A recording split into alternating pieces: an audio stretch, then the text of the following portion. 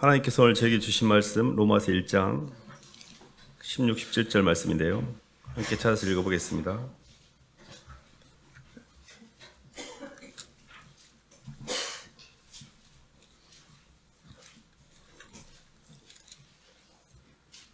신약 239쪽입니다. 내가 복음을 찾으셨으면 한 목소리 읽어보겠습니다. 시작. 내가 복음을 부끄러워하지 아니하노니 이 복음은 모든 믿는 자에게 구원을 주시는 하나님의 능력이 됨이라. 먼저는 유대인에게요 그리고 헬라인에게로다. 복음에는 하나님의 의가 나타나서 믿음으로 믿음에 이르게 하나니 기록된 바 오직 의인은 믿음으로 말미암아 살리라 함과 같으니라. 아멘. 박수로 하나님께 영광 돌리겠습니다. 복음에 나타난 하나님의 의라는 말씀 제목인데요. 복음이라는 단어를 우리가 교회 다니면서 많이 듣습니다. 우리가 기쁜 소식이라고도 성경은 이야기하고 있고 또 영어로는 굿뉴스라고도 이야기하고 있는데 좋은 소식이어서 복음이라고 말씀을 하고 있는데 과연 어떤 내용이 이게 좋은 소식일까, 그리고 그걸 통해서 우리가 어떤 유익을 얻는 걸까를 정확하게 알고 있는 사람도 많지가 않습니다. 오늘 말씀을 잘 들으면 왜 기독신앙에서 이야기하고 있는 예수님에 관한 이야기가 복음인지, 또 예수 그리스도를 통해서 어떻게 믿음으로 의인은 믿음으로 말미암아 살리라고 하는데 거기서 말하는 믿음이 뭔지, 이런 개념들을 함께 나누기로 합니다. 하나님께서 인간을 창조하실 때 창세기 1장 27절에 보면 우리가 우리 형상을 따라 사람을 만들 때 남자와 여자를 창조하시고 그들에게 이르시되 내가 그들에게 복을 주고 그들에게 이르시되 생육하고 번성하여 땅에 충만하라, 이런 표현들이 있습니다. 거기에 복이 나옵니다. 그들에게 복을 주셨다라고. 그리고 우리가 에베소 1장 3절에도 창세전에 그리스도 예수 안에서 우리를 택하시되 하늘에 속한 신령한 복으로 우리에게 복 주신다라는 신령한 복이라는 말이 나옵니다. 그리고 또 요한복음 10장에도 보면 이런 말씀이 있습니다. 10장 10절에 보면 도적이 오는 것은 도적질하고 죽이고 멸망시키는 것뿐이지만 내가 온 것은 양들로 생명을 얻게 하고 더 풍성히 얻게 하려는 것이라. 하나님은 분명히 우리를 창조할 때 복을 주고 풍성한 삶을 약속하셨는데 나는 왜 이렇게 인생 사는 게 이렇게 힘들지? 이게 하나님이 복 주시는 거 맞아? 왜 하나님은 창조할 때 좋은 뜻으로 만드셨는데 왜 내 인생은 이렇게 힘들지? 저는 이런 고민을 한 적이 있었습니다. 그래서 제가 성경을 통해 확인된 건 하나님의 창조의 질서와 하나님의 계획과 달리 우리가 살아가고 있는 인생 자체가 많이 그릇 지금 밖으로 많이 길을 벗어난 상태라는 걸 알게 됐거든요. 성경에서 그것을 로마서 3장 23절 한 말씀을 찾아볼까요? 로마서 3장 23절.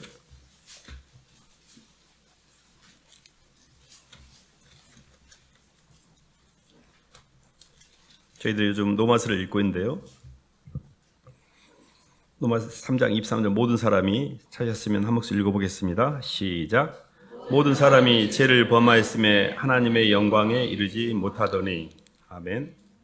모든 사람이 죄를 통해서 하나님의 영광의 빛에서 멀어졌다라는 표현이 성경에 나옵니다. 여기서 말한 죄라는 건 뭔고 하니 하나님은 원래 인간을 창조하시고 인간을 흙덩어리 흙에다가 생기를 집어 이렇게 몸뚱이라는 거푸집을 만든 다음에 아느세계에 하나님의 속생명인 사랑을 집어넣으시려고 했어요. 하나님의 사랑이 우리 속에 들어와야만 창조가 완성되는 거였는데 우리가 몸은 만들어졌는데 아직 하나님의 사랑이 들어오기 전에 선악과를 취하게 됩니다. 선악과라는 것은 하나님을 마음에 두기 싫어하고 내가 대장이 되어져서 내 욕망대로 내가 선을 취하고 악을 피해서 내 선택을 통해 내 인생을 살 거야 라는 자기 의지입니다. 선악과를 통해 하나님의 사랑이 내 마음에서 떠나게 됩니다.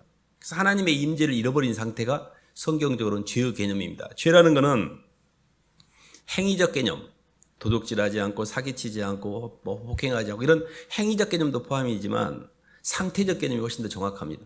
하나님의 사랑을 모르고 살아가는 상태. 그래서 사람이 원래 아는 세계가 열려야 돼요. 안이라는 게 안에서 사랑하는 상대를 만나면 밖에 환경에 안 끌려다녀요. 돈에도 안 끌리고 사람에게도 안 끌리고, 그리고 밖에 있는 사람들을 잘 돌봐주기 시작합니다. 사람이 안이 가득 차 있으면요 충만이기 때문에 그 충만을 밖으로 표현하게 돼 있어요. 근데 안이 비어버린 상태, 눈이 밝아져서 선악과를 통해서 눈이 밝아져서 밖으로 향해서 안이 비어버린 상태, 이게 죄의 개념이에요. 죄책감, 죄의식. 그래서 성경은 모든 사람이 선악을 취함으로 하나님의 임재에서 떠났다라고 기록하고 있습니다. 이게 우리의 죄의 뿌리입니다. 이게 하나님의 임재를 떠난 상태에서 잘 살면 좋은데 우리는 끊임없이 환경에 대한 부담과 사람에 대한 부담과 내 욕망에 대한 부담 가운데 휘둘리며 살게 됐어요. 그래서 하나님께서는 아브라함을 택하시고 아브라함의 아들 이삭과 이삭의 두 아들 야곱과 에서의 중에 야곱의 12아들이 이 땅에 태어나죠. 그 중에 유다 지파에서 다윗의 후손 예수 그리스도가 이 땅에 오십니다. 때가 참에 하나님께서 직접 아들의 모양으로 이 땅에 오셔서 예수 그리스도를 통해서 첫 번째 창조 때 완성하지 못했던 미창조, 창조의 부족한 분, 그게 뭐였냐면 생명나무 되시는 하나님의 속생명인 영적인 생명을 우리 안에 부여하시려고 했는데 이걸 못 채웠잖아요. 그래서 다시 이 땅에 예수님이 오셔야만 했던 거죠. 그래서 완전 시스템이었던 에덴 동산에서 우리가 선악과를 따먹고 광야로 쫓겨나기 시작합니다. 거기는 하나님의 임재가 없는, 생산성이 없는, 창조성이 없는 광야라는 게 우리 인생 광야예요. 이 세상을 살아가는 우리는 끊임없는 정욕과 욕망과 돈과 사람과 내 욕망에 대한 부담 가운데 시달리며 살고 있는데 아무리 움직여도 그게 내 안이 안 채워지게 돼 있어요. 이 안의 세계는 유일하게 하나님의 사랑으로만 채워져야만 편안하게 놓으셨어요. 그래서 이 사랑으로 안을 채우는 것, 이거를 믿음이라고 그래요.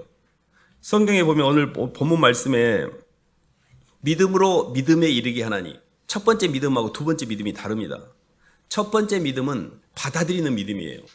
하나님이 나를 사랑하셨고 그 사랑하는 하나님께서 나를 당신의 형상으로 빚어가기 위해서 이 땅에 예수님을 보내주셨고 그 예수님이 나를 위해서 십자가에서 죽으시고 부활하심으로 내 모든 죄가 도말되셨다는 것을 성경 말씀을 듣고 그 예수님을 마음속으로 받아들이는 것, 이거를 우리가 첫 번째 믿음, 믿음에서 믿음에 이르게 하나니에서 받아들이는 믿음이라고 합니다.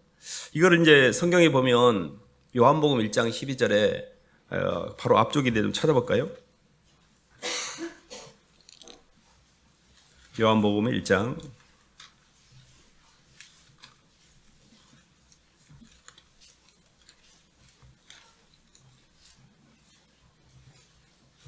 12절 142쪽입니다. 영접하는 자 시작. 영접하는 자 곧 그 이름을 믿는 자들에게는 하나님의 자녀가 되는 권세를 주셨으니 13절까지 읽겠습니다. 이는 혈통으로나 육정으로나 사람의 뜻으로 나지 아니하고 오직 하나님께로부터 난 자들이니라. 아멘. 예수님을 마음 가운데 주님으로 받아들이는 걸 영접이라고 그래요. 우리 영접이라고 한 것은 누군가가 손님이 왔을 때 문 밖에 세워두지 않고 문을 활짝 열고 그분을 받아들이는 걸 영접한다고 그러잖아요. 예수님을 영접한다는 것은 내 인생과 내 삶 가운데 나하고 상관이 없는 존재로 여겼던 예수님을, 그분이 십자가에서 죽으신 사건 자체가 나를 위해서 대신 죽으신 거고 나의 죄를 대속하시고 나를 하나님 나라로 인도하기 위해서 죽으셨다는 사실을 듣고 그 예수님을 내 마음속에 받아들이는 이 행위를 믿음이라고 그래요. 그래서 예수님을 잘 받아들이셔야 돼요. 이게 똑같이 우리가 예수님을 이렇게 듣거든요. 히브리서 4장 2절에 이런 말씀이 있습니다. 저희도 우리와 같이 똑같이 복음 전함을 받은 자이나 그 들은 바 말씀이 그들에게 유익되지 않는 이유는 듣는 자가 믿음과 결부시키지 않더라. 똑같이 들었어요. 어떤 사람은 그 예수님의 움직임을 나를 향한 움직임으로 받아들였어요. 어떤 사람은 무엇이 그것이 나하고 상관이 있대? 내가 뭐 죽으라 했까니? 저도 그랬던 거 처음에. 아무 상관없는 걸로 그걸 안 받아들일 수 있어요. 이거를 불신이라고 그래요. 유일하게 하나님의 사랑이 우리에게 전달된 데 막는 유일한 그 존재가 하나 있는데 그게 내 자신이에요. 그걸 불신이라고 그래요. 안 믿는 거예요.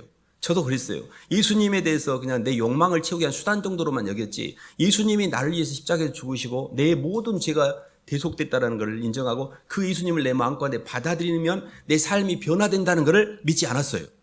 그래서 항상 예수님을 문 밖에 세워둔 채 제 인생의 차 속에는 예수님을 못 들어오게 하고 차 밖에다 세워둔 채 제가 살았던 기억이 나거든요. 근데 이게 굉장히 중요합니다. 무슨 일 있어도 예수님을 내 마음에 받아들이셔야 돼요. 이게 거듭남의 뿌리예요. 예수 그리스도를 마음 가운데 받아들인 것은 내 인생의 마음의 밭에 하나님의 생명의 말씀이 심겨진 거예요. 생명의 말씀이 이렇게 뿌려졌어요. 오늘 간증하셨던 우리 덕순 집사님 말씀처럼 예수님만 믿으면 내가 그때부터는 막 완전히 이렇게 날아다니고 막 인격적으로 성숙해지고 그럴 것 같죠. 그러지 않습니다. 내 속에 들어와 있는 오랫동안 숙주였던 이 겉사람이 강력하게 저항을 해요. 예수로 살려고 하는 그런 마음도 약간은 있어요.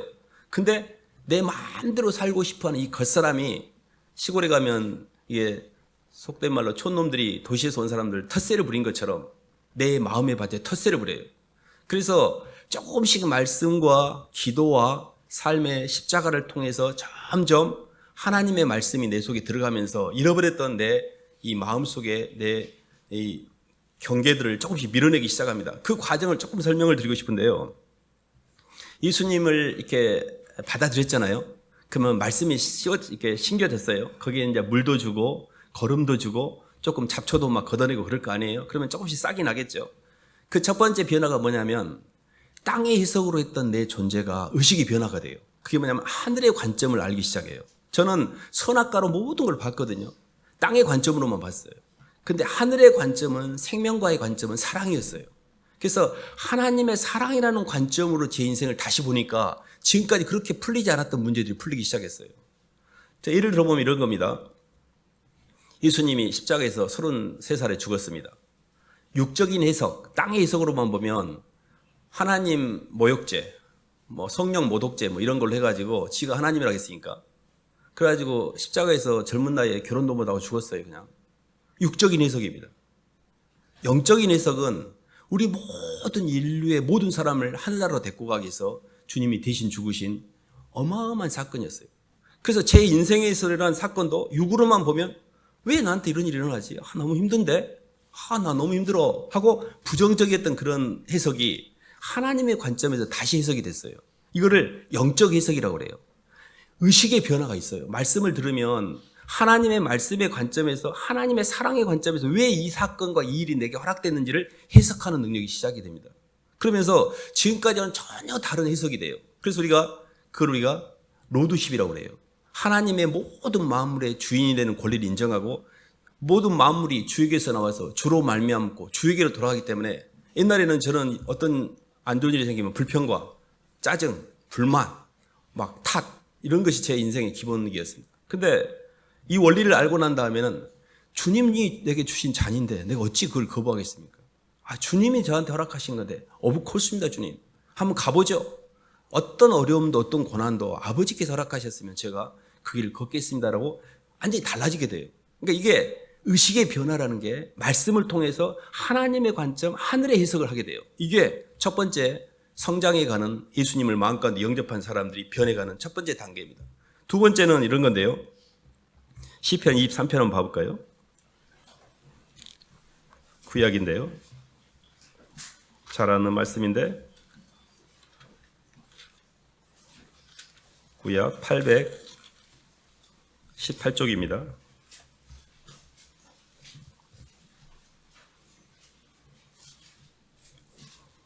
1절로 4절까지만 읽어보겠습니다. 시편 23편 1절로 4절. 여호와는 나의 목자시니 시작. 여호와는 나의 목자시니 내게 부족함이 없으리로다. 그가 나를 푸른 풀밭에 누이시며 쉴만한 물가로 인도하시는도다. 내 영혼을 소생시키시고 자기 이름을 위하여 의의 길로 인도하시는도다. 내가 사망의 음침한 골짜기로 다닐지라도 해를 두려워하지 않을 것은 주께서 나와 함께 하심이라. 주의 지팡이와 막대기가 나를 안위하시나이다. 아멘. 주님의 말씀을 따라 이렇게 걸어가다 보면 의식의 변화도 있지만 상의 변화가 있어요. 두 번째. 상의 변화라는 게 내 마음의 변화입니다. 사람은 누구를 많이 생각하면 그 생각하는 상대가 내 마음속으로 들어와요. 그것을 상의 변화라고 그래요. 상이라는 거를 좀 쉽게 설명하면 어떤 여자를 내가 많이 좋아하면 상사병에 걸립니다. 그 사람은 나 안 좋아하는데 나만 좋아해요. 그럼 상을 생각하는 병이 상사병이에요. 상이 내 안에 들어오게 돼요. 그러니까 이 상이라는 것은 상의 변화가 있어요. 그래서 저희가 인생에 힘든 거는 안의 세계가 열리지 않았기 때문에 그래요. 안의 세계가 아직 사랑하는 속생명이 안 열렸기 때문에 환경에 대한 부담을 못 이기는 거예요. 어렸을 때 애기들이 보면요. 똥 싸고 오줌 쌀 때 애들을 칭찬해주고 사랑해주고 인정해줘요. 어렸을 때 많이 지지를 해줘야 됩니다. 그러면 애들이 엄마에게 아빠에게 지지받는 그 지지 때문에 본능을 극복해요. 본능이라는 거를 받은 사랑 때문에 밀어낸다고요. 그래서 깨어나기 시작해요. 얘가. 우리가 예수님으로부터 사랑을 점점 많이 받고 그 사랑이 차기 시작하면 내 안에 들어있던 내 욕망에 묶여있던 내 자아가 깨지기 시작해요. 그러면서 조금씩 벗어나고 그런 것들이 옛날에는 도저히 내가 못 이길 것 같은 것들이 이기기 시작해요. 조금씩. 이 단계가 상의 변화인데 어떻게 되냐면요. 사망의 음침한 골짜기를 다녀도 회가 두렵지 않아요. 옛날에는 어떻게 기도하냐면 하나님 저 사망 음침한 골짜기 싫어요. 그런데 안 다니게 해주세요. 이렇게 기도를 해요. 근데 어디에 있든지 간에 괜찮아요. 내 안에 주님이 계시니까. 이것이 주님과 만나고 주님께 내가 도움을 구하는, 주님을 이제 의지하는 상태예요. 그러니까 옛날에는 주님을 만나기만 했어. 주님을 알아. 그리고 인정도 해. 그러나 나는 여전히 내 육으로 살고 있었어요. 근데 내가 조금씩 주님의 마음이 내 마음에 스며들면서 그 주님을 향한 사랑 때문에 나도 모르게 조금씩 주님께 내 문제를 맡기고 주님께 모든 걸 맡겼더니 편안하네. 저는 옛날에요 얼마나 율법주의였는지 힘쓰고 있음이 제 전문이었습니다. 얼마나 아침부터 저녁까지 힘쓰고 있어요. 그냥 맡기는 게 없어요. 그냥 내가 알아서 다 해야 돼. 근데 지금은 그러지 않습니다. 모든 것을 주님께 맡깁니다. 주님이 다 알아서 인도해 주세요. 물론 내가 하는 일이 있습니다. 근데 주님이 모든 염려를 우리에게 맡겨버리라고 했잖아요. 저는 맡겨요. 그냥 하나님 저는 못하오니 도와주세요. 그래서 두 번째 단계는 내 인생의 모든 삶의 무게를 주님께 맡기는 단계로 넘어갑니다. 그때 마음이 편안해져요. 그리고 사망의 음침한 골짜기를 다녀도 해가 두렵지 않아. 왜? 주님이 나와 함께 하시니까. 이거를 주님의 임재 단계라 그래요. 주님의 임재가 서서히 나에게 내 삶에 조금씩 들어오기 시작해요. 오늘 마태복음 28장에도 그런 말이 있는데요. 볼지어다 내가 세상 끝날까지 너희와 항상 함께 있으리라 하시니라. 이게 주님의 임재 약속인데요. 주님이 우리에게 해주신 확실한 약속이 내가 너를 떠나지 않고 항상 너와 함께 하겠다는 거예요. 주님은 창세 전부터 나를 알고 계셨고요. 모태에서 형질이 조성될 때 어머니 모태의 형질이 조성될 때 나에게 개입하셨어요. 그리고 이 땅에 태어나서 내가 이렇게 살아가는 동안에 내가 주님을 인지하지 못했지만 주님은 나를 눈동자처럼 보고 있었고요. 내가 관 속에 들어갈 때까지 주님은 책임지시고요. 죽은 이후까지 하늘나라까지 책임지신 유일한 분이 예수님이세요. 사람이 바깥에서 많이 움직인 사람이 내 마음에 들어와요. 그래서 가장 많이 움직인 사람이 어렸을 때 보면 엄마예요. 엄마. 엄마가 내 마음에 들어와 있어요. 바깥에서 많이 움직인 걸 포착해서 그것을 내 마음속으로 받아들이는 걸 믿음이라고 그래요. 하루 종일 이렇게 다니시지만 누군가가 나에게 껌이라도 하나 주고 친절한 말 한마디를 한 사람이 내게 기억이 나지 나하고 아무 상관이 없는 사람은 기억이 안 나요. 나에게 호의를 베푼 사람의 행위를 포착해서 내 마음에 받아들일 때 이게 믿음이 되는 거예요. 근데 저는 예수님을 받아들이는 이유가 뭐였냐면 가장 많이 움직이신 분이 예수님이라는 걸 알게 됐어요. 엄마보다도 훨씬 많이 움직이셨어요. 그분은 엄마가 태어나기 전부터 나를 알고 계셨고 그분이 모든 것에 나보다 더 나를 잘하신 분이 예수님이라는 걸 알았고 유일하게 나를 있는 그대로 이 죄성과 이 쓰레기 같은 나를 있는 그대로 사랑하신 분이 예수님이 유일하다는 걸 알게 됐어요. 그래서 그분을 진심으로 내가 받아들인 그런 체험이 있습니다. 그 뒤로 예수님에 대한 느낌이 달라졌어요. 이게 예수님을 사랑하는 단계로 넘어가는 거예요. 예수님을 만났죠. 예수님이란 씨앗이 내 인생에 뿌려졌죠. 그게 싹이 나고 조금씩 자라다 보면 주님을 사랑하게 돼요. 주님을 사랑하게 될 때부터는 임재가 되기 시작해요. 그리고 주님께 맡기게 되고 주님 감사해요. 주님 저 괜찮아요. 그리고 그게 은혜가 쌓이기 시작해요. 그래서 우리 주 예수 그리스도의 은혜와 저를 아는 지식에서 자라가라고 했거든요. 은혜 안에서 자라가는 거죠. 교회 안에서 성장을 이렇게 하는 겁니다. 조금씩 배워가면서. 그리스도 예수를 주로 받았으니 그 안에서 뿌리를 받고 교훈을 받은 대로 믿음에 굳게 서서 감사함이 넘치게 하라 했잖아요. 감사 열매가 나중에 열려요. 그래서 이 첫 번째 주님을 만나고 주님을 사랑하는 단계가 믿음, 받아들이는 믿음이에요. 받아들이는 믿음.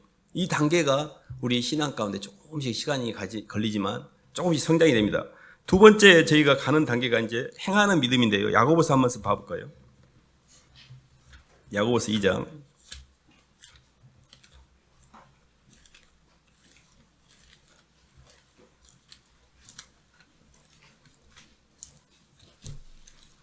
신약 372쪽입니다. 373쪽입니다.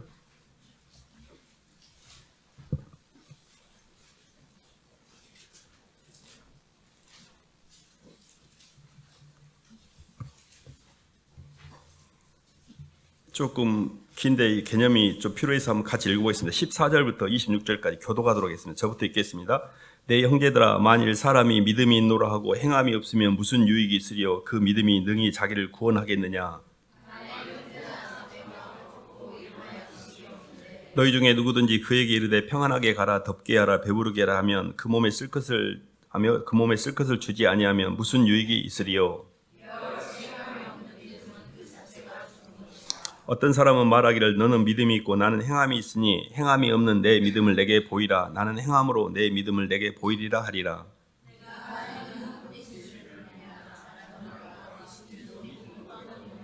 아, 허탄한 사람아, 행함이 없는 믿음이 헛것인 줄을 알고자 하느냐?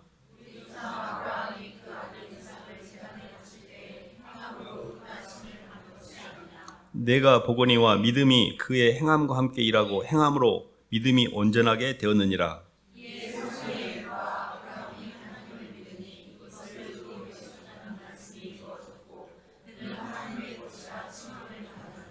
이로 보건대 사람이 행함으로 의롭다 하심을 받고 믿음으로만은 아니니라.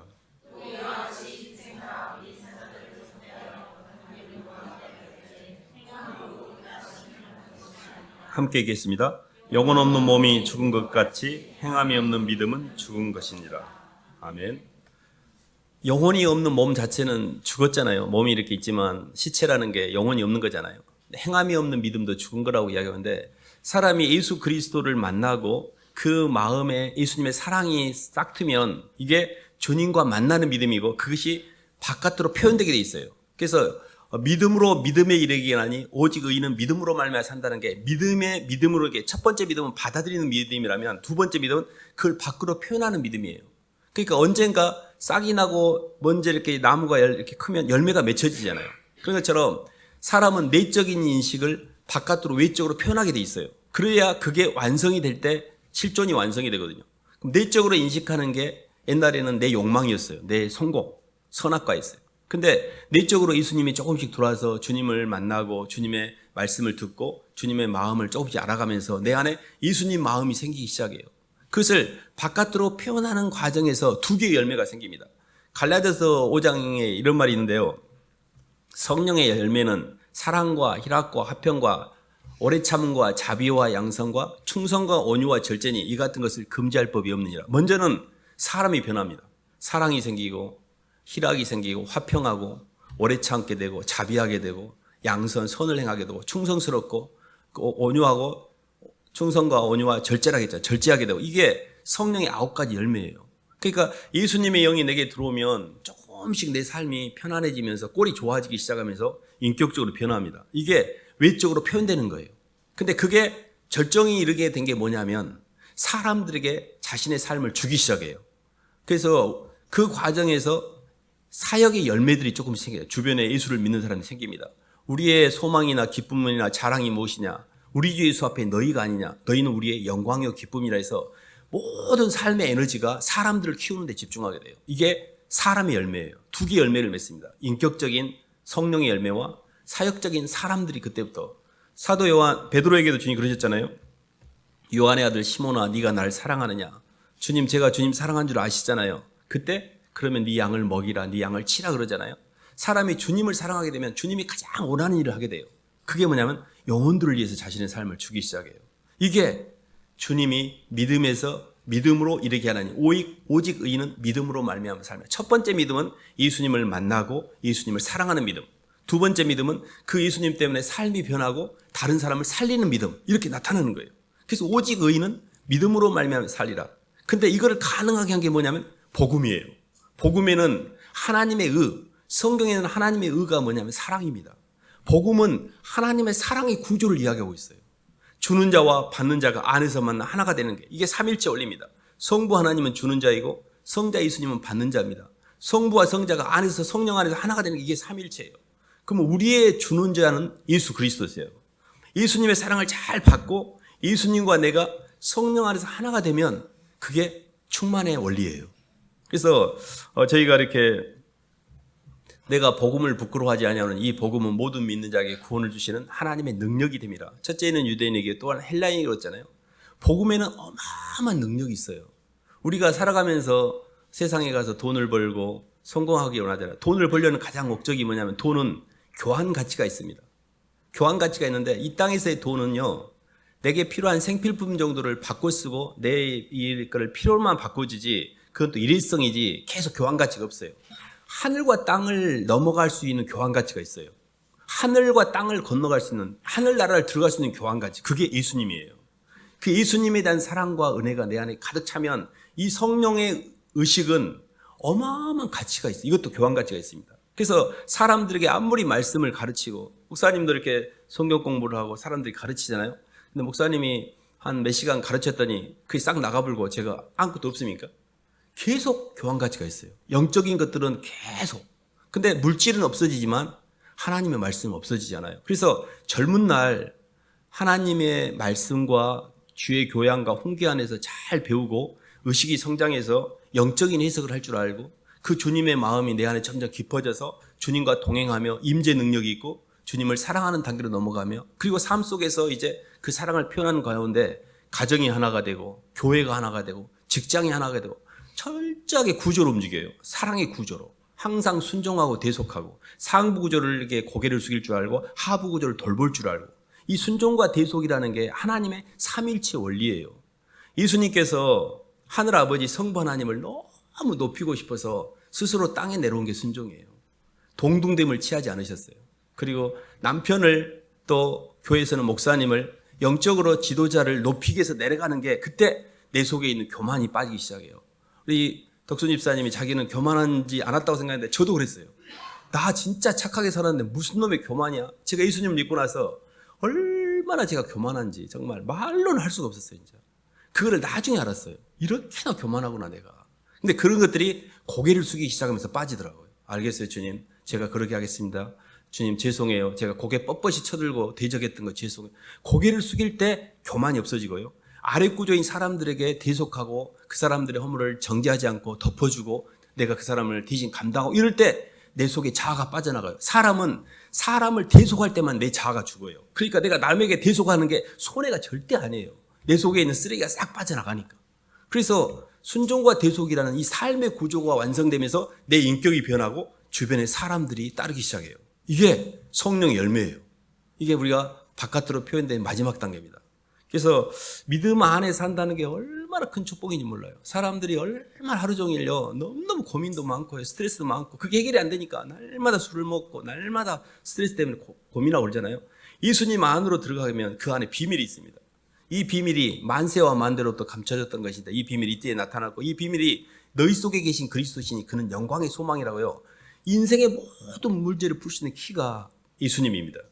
그 예수님을 잘 만나고 사랑하고 그분이 가신 길을 잘 따라가면 인생의 모든 문제가 풀립니다. 그래서 성경은 오직 의인은 믿음으로 말미암아 살리라 이 표현이 나온 겁니다. 그래서 이 길을 잘 걸어가시기를 주님의 이름으로 축원합니다. 하나님 아버지 감사를 드립니다. 하나님 저희가 아직도 땅에서 선악과 인생을 살고 있을 때 주님 찾아오셔서 하나님의 사랑을 표현해 주셨고 그 사랑을 받아들인 저희 속에 찾아오셔서 이제 성령으로 함께 하시며 저희 속에 주님의 형상이 회복되기까지 인도하시니 감사를 드립니다. 아직도 주님 저희가 주님의 길을 잘 따라가지 못하고 곁길로 갈 때가 많지만 포기하지 않고 이 길을 잘 걸어갈 수 있도록 주님 인도해 주시옵소서. 예수님 이름으로 기도드립니다.